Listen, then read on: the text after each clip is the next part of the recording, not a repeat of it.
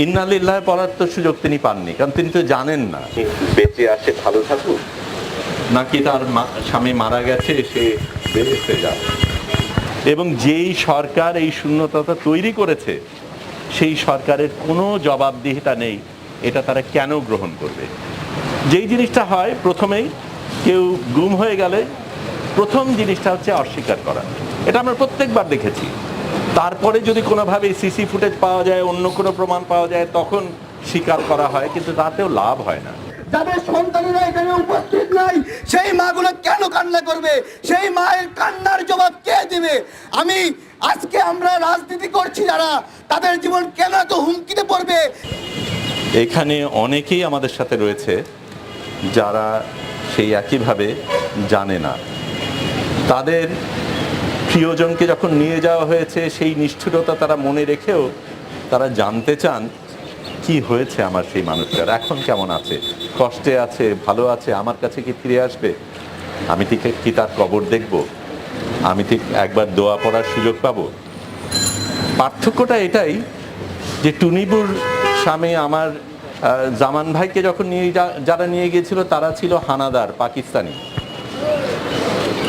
এদের যারা গেছে পাকিস্তানি তো তাদের নেয়নি, পাকিস্তানিরা ছিল আমাদের শত্রু, আমাদের উপর অত্যাচার করেছে। এখানে যারা নিয়ে গেছে তারা তো আমাদেরই সরকার, না হয় নির্বাচিত সরকার না, তারপরেও আমাদের কর দিয়ে চলে, আমাদের বৈধতা, তারা একটা বৈধতা দাবি করে। যেই সরকার বৈধতা দাবি করে তার নিজের জনগণকে এরকম করে গুম করে, সেই সরকার সম্বন্ধে আমরা কি ভাববো? এবং এখানে যে বাচ্চাগুলি রয়েছে, বাচ্চাগুলি আস্তে আস্তে বড় হচ্ছে, বছরের পর বছর বড় হচ্ছে, ওই ছবিগুলি সামনে ধরে আছে, তারা কিন্তু বদলাচ্ছে, তারা ছোট থেকে বড় হচ্ছে, ছবিটা কি অবস্থায় আছে তারা জানে না, তাদের স্মৃতিতে ওই মানুষটা ওই অবস্থায় রয়েছে, কিন্তু খুঁজে পাওয়ার কোনো সুযোগ নেই। আমি বক্তৃতা দেওয়ার জন্য এখানে আসিনি, আমি সাংবাদিকতা করি, ছবি তুলি, কিন্তু আমার জন্য এটা কঠিন এই অর্থে, আমরা যারা ছবি তুলি আমরা কি তুলি, একটা ঘটনার ছবি তুলি, একটা মানুষের ছবি তুলি, যেই ঘটনা নিয়ে আমি কথা বলছি সেই মানুষই তো নেই, তার ছবি আমার কাছে নেই। সামনে যেই ফ্রেম করা যেই ছবি আছে সেটা আমি দেখছি, কিন্তু বাস্তবে সেই মানুষটা কোথায়, কিভাবে আছে, কি অবস্থায় আছে কি নাই, কিচ্ছু আমি জানি না। এবং সেটা নিয়ে আমাদের গল্প নির্মাণ করতে হয়। যেই মানুষগুলি এই জীবনের মধ্যে আছেন, যাদের জীবনের মধ্যে এই শূন্যতাটা রয়েছে, এই শূন্যতাটার ওজন আমরা কিভাবে বহন করবে? এবং যেই সরকার এই শূন্যতাটা তৈরি করেছে সেই সরকারের কোনো জবাবদিহিতা নেই, এটা তারা কেন গ্রহণ করবে? যেই জিনিসটা হয়, প্রথমেই কেউ গুম হয়ে গেলে প্রথম জিনিসটা হচ্ছে অস্বীকার করা। এটা আমরা প্রত্যেকবার দেখেছি। তারপরে যদি কোনোভাবে সিসি ফুটেজ পাওয়া যায়, অন্য কোনো প্রমাণ পাওয়া যায়, তখন স্বীকার করা হয়, কিন্তু তাতেও লাভ হয় না। তারপরে যেটা ওনারা বললেন ন্যায় বিচার হবে, আইনের গতিতে চলবে। অনেকগুলি বুলি আমরা শুনে শুনে অভ্যস্ত হয়ে গেছি, বস্তা পচা বুলি আমরা কতদিন শুনব? দিনের শেষে এত বছর পরে, যেখানে আমরা 50 বছর পরে দেশ স্বাধীন বলছি, সেখানে জনগণ যদি স্বাধীন না হয়, স্বাধীন কে হলো? অল্প মুষ্টিমেয় কিছু ভোক্তাদের জন্য এই দেশ স্বাধীন করা হয়নি। এখানে যারা আছেন তাদের মধ্যে মুক্তিযোদ্ধাদের পরিবার রয়েছেন, মুক্তিযোদ্ধারা নিজেদের এই পরিস্থিতি হয়েছেন। কিন্তু সত্যিকার অর্থে আমি এই স্বাধীনতার শব্দটাকে প্রশ্ন করতে চাই। সাধারণ মানুষ এখানে দেখেন, বন্যায় যারা আর্তনাদ করছেন, সুযোগ পাচ্ছেন না, তারা বলছেন আমাদের দেশে এক সময় ভাত দে বলে একটা কবিতা বেরিয়েছিল, সেই কবিতা আবার বলার সময় রয়েছে। আমাদের দেশে ৭৪-এ যেই ধরনের মহামারী হয়েছিল, যেই ধরনের দুর্ভিক্ষ হয়েছিল, আবার সেই জিনিস হয়তো আসছে। কিন্তু দেশকে এক সময় জেগে উঠতেই হবে। এবং যেই সরকার চালানোর কোনো দায়বদ্ধতা নেই, কোনো অধিকার নেই, কোনো অঙ্গীকার নেই, সেই সরকারকে আমরা কতদিন গ্রহণ করব, সেটা আমার প্রশ্ন করা দরকার। ধন্যবাদ সবাইকে। অশেষ কৃতজ্ঞতা এবং ধন্যবাদ জানাচ্ছি। আজকে একজন দুটি আছেন মান্না ভাই, তাদের সামনে আসলে কথা বলা, আসলে আমি আমার যারা সিনিয়র, আমাদের পূর্ববর্তী প্রজন্ম মুক্তিযোদ্ধা, তাদের কাছে একটা প্রশ্ন করতে চাই। স্বাধীন করেছেন, আপনাদের হাতে দেশটা আছে কিনা, আপনারা এই দেশটা চালান কিনা, এই প্রশ্ন করতে চাই।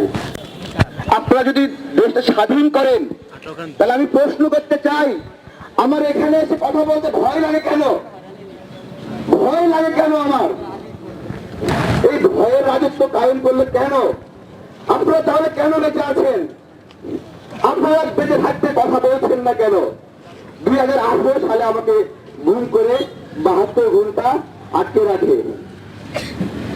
এই যে এখানে সকিরা খান মালিক ম্যানশন থেকে আমাকে উঠে নিয়ে যায়, 2020 সালে আবার উঠে নিয়ে যায় অ্যাডভোকেট ইখলাস উদ্দিন ভুঁইয়ার চেম্বার থেকে।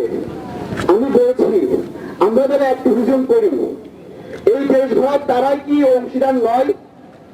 এই দেশটা যারা গড়ছে, এই যে একটাকে শহীদ স্যার বলে গেল যে একটা শ্রেণী এই দেশের মানুষকে আপনার হলো তাদের খাবারের উপকরণ বানিয়েছে, তারা হলো ভোক্তা আর আমরা হলো ফুড সাপ্লায়ার। আমরা এরকম একটি দেশের জন্য স্বপ্ন দেখেছি। আমি প্রশ্ন করতে চাই, কেন আমাদের কথা বলতে ভয় লাগবে? কেন আমাদের উপর অত্যাচার হবে? একটা একটা করে মা এখানে এসে কান্না করছে, যাদের সন্তানেরা এখানে উপস্থিত নাই, সেই মাগুলো কেন কান্না করবে? সেই মায়ের কান্নার জবাব কে দিবে? আজকে আমরা রাজনীতি করছি যারা, তাদের জীবন কেন এত হুমকিতে পড়বে? এই দেশ গড়ায় তাদের অবদান রয়েছে। কেন আওয়ামী লীগের লোক যারা আছে তারা বলবে এই জায়গায় অমুক নেতার রাজনীতি ছাড়া চলবে না? এই কথা বলার অধিকার তাদের আছে কি না? এই প্রশ্ন রেখে কথা শেষ করছি। আচ্ছা, আমরা একেবারে সংক্ষিপ্ত এখন আমাদের যারা আজকে সংহতি প্রকাশ করবে, আমি প্রথমেই ঐতিহ্যবাহী আমি কিছু বলতে পারি না ওর বাবার কথা,